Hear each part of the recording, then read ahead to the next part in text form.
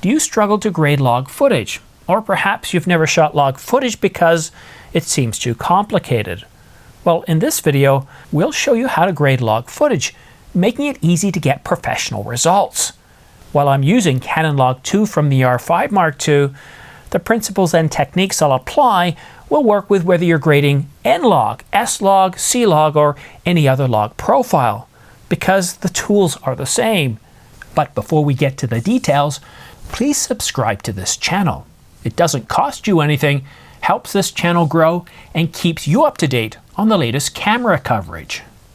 I took these clips of the York Central Fire Department open house on September the 21st.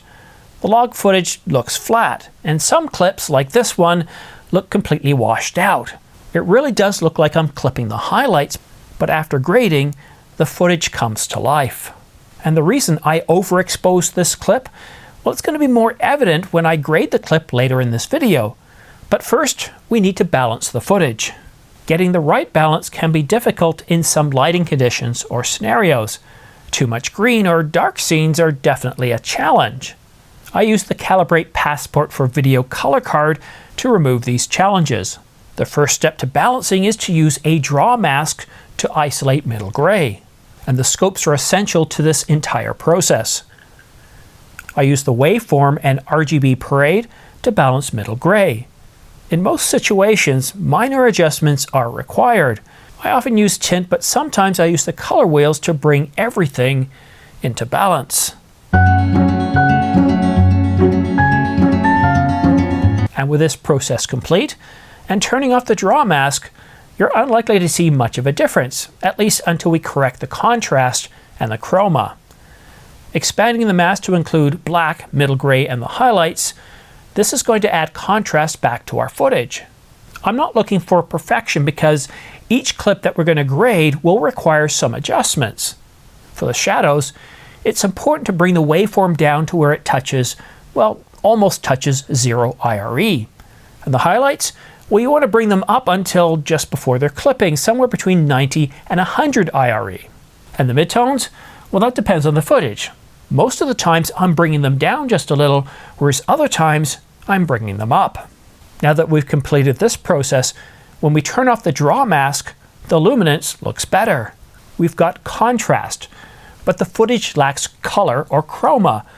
Once again, we need to adjust the draw mask. This time we want to focus on the first line of colors.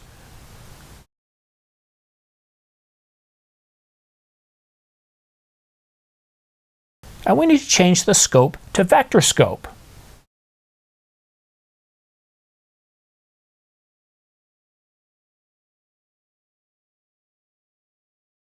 From the color inspector, add hue and saturation correction.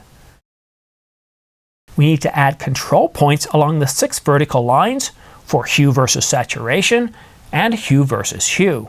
It's important to line up the points for the best results.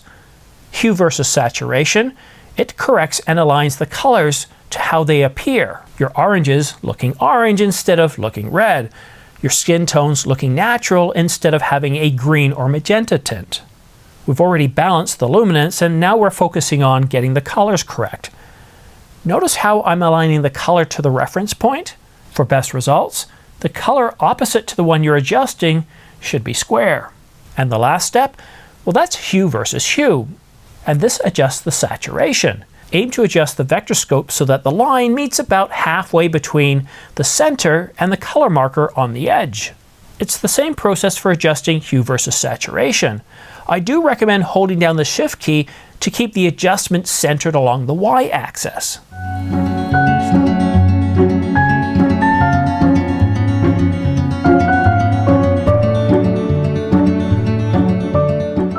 Turning off the draw mask, we can see that the footage looks pretty good. It's coming to life, but something looks a little bit off. The saturation, it's a little bit too low. There, that's better. And the luminance is also off. A few slight adjustments, and there we are. There, that certainly looks better. Now with another 20 clips to balance, you might be turned off the whole grading thing, but there's a simple shortcut we can use.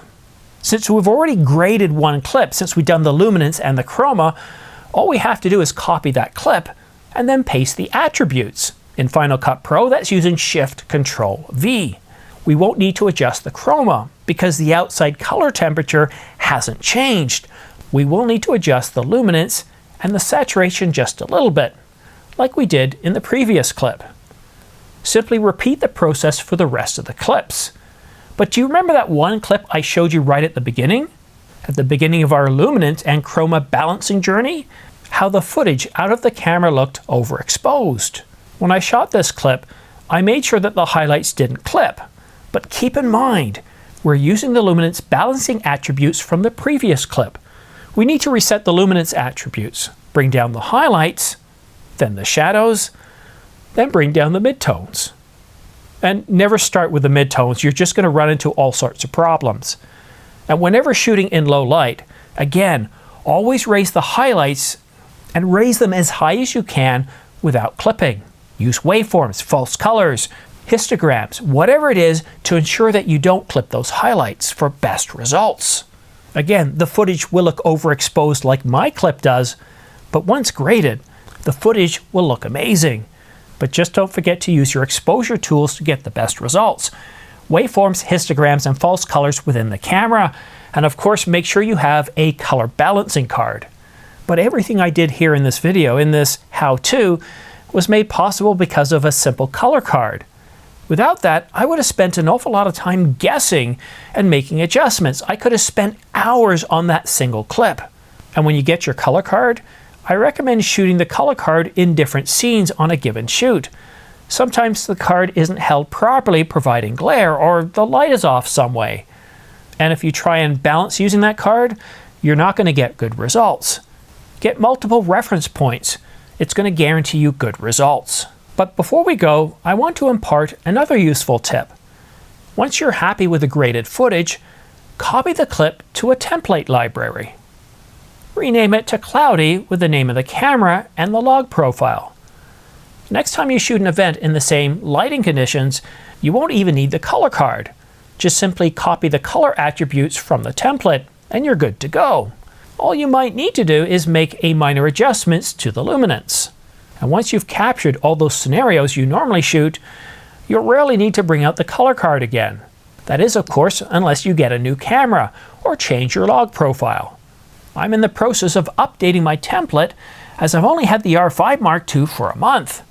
Oh, and you might notice that in Final Cut Pro, it's showing that image of file not found, but that's okay.